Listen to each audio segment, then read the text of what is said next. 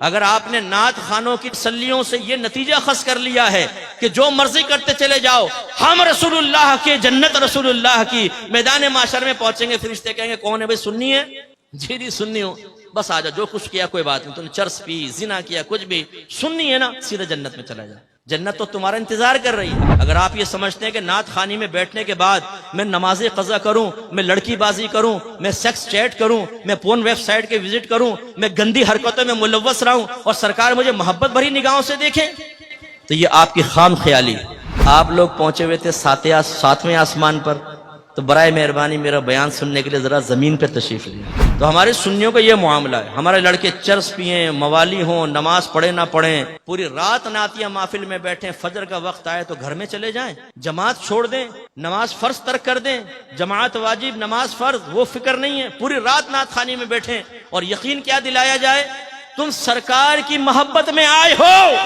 جو سرکار کی محبت میں آتا ہے سرکار اسے پیار سے دیکھتے ہیں، اور جسے سرکار پیار سے دیکھیں کیا وہ جہنم میں جائے گا؟ سامنے کہتے ہیں نہیں نہیں، تو بس ہم نے تمہیں جنت تک پہنچا دیا۔ اگر آپ نے نعت خوانوں کی تسلیوں سے یہ نتیجہ خاص کر لیا ہے کہ جو مرضی کرتے چلے جاؤ، ہم رسول اللہ کے، جنت رسول اللہ کی، میدان معاشر میں پہنچیں گے، فرشتے کہیں گے کون ہے بھائی؟ سنی ہے؟ جی سنی ہوں، بس آ جا، جو کچھ کیا کوئی بات نہیں، تم نے چرس پی، زنا کیا، کچھ بھی سننی ہے نا، سیدھے جنت میں چلا جا، جنت تو تمہارا انتظار کر رہی ہے۔ اگر یہ خواب آپ کو دکھائے گئے ہیں تو خدا را مفتی منیب روان صاحب کے اس قول پر عمل کر لے۔ ایک جگہ ایک بیان چل رہا تھا، پروگرام تھا، مفتی صاحب بھی تھے، میں بیٹھا ہوا تھا، نعت خوان وہ پہنچا رہا تھا لوگوں کو ادھر سے ادھر 2 منٹ میں، جو ہمارے اکثر نعت خوانوں کی عادت ہوتی ہے، کوئی بیٹھا ہو تو بھائی ناراض نہ ہو۔ وہ پہنچے ہوئے اوپر مفتی صاحب کا بیان شروع ہوا، آپ نے فرمایا کہ بھائی آپ لوگ پہنچے ہوئے تھے ساتویں آسمان پر، تو برائے مہربانی میرا بیان سننے کے لیے ذرا زمین پہ تشریف لیں۔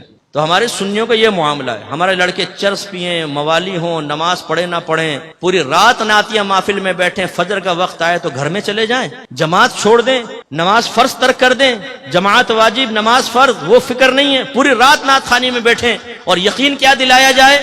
تم سرکار کی محبت میں آئے ہو۔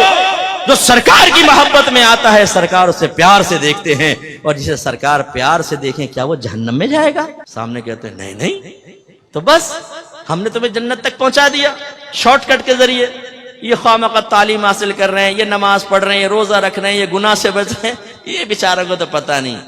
نعت خوان کے پاس ایک عظیم شارٹ کٹ، 1 منٹ میں آپ کو سیدھا جنت کا راستہ دکھا کر، فرشتے بھی کہیں گے کہاں گیا؟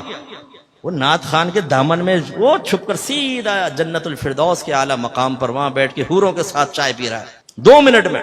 بھائی اس خواب کی دنیا سے باہر نکل آئیں۔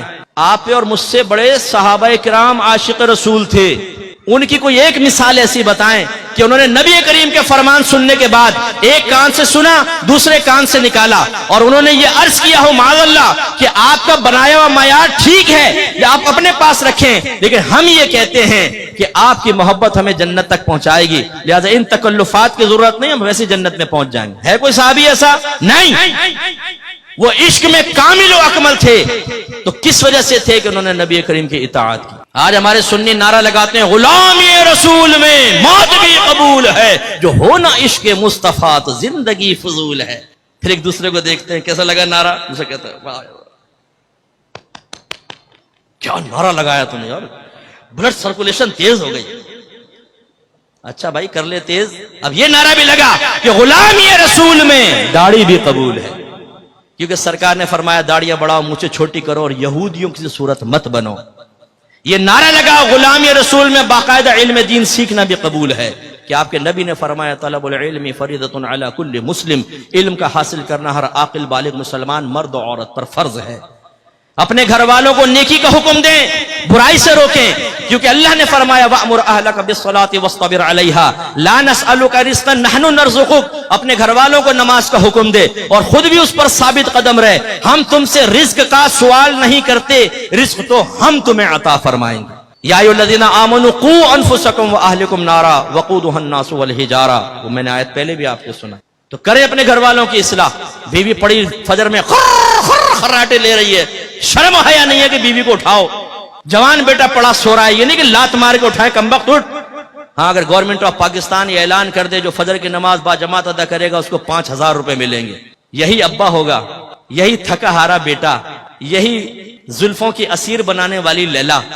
پھر اس مجنون کو اور اس ابا کو دیکھیں آپ، لات مار کے نہ اٹھائے بیٹے کو، کمبخت اٹھ، 5,000 کا معاملہ ہے، 5 تیرے 5 میرے 5 چھوٹے بیٹے کے 15,000 روپے روز ایک نماز کے، پھر 5 نماز، پھر مہینے کی کیلکولیشن کر کے ابا کہہ لو اپنے تو وارے نیارے ہو گئے.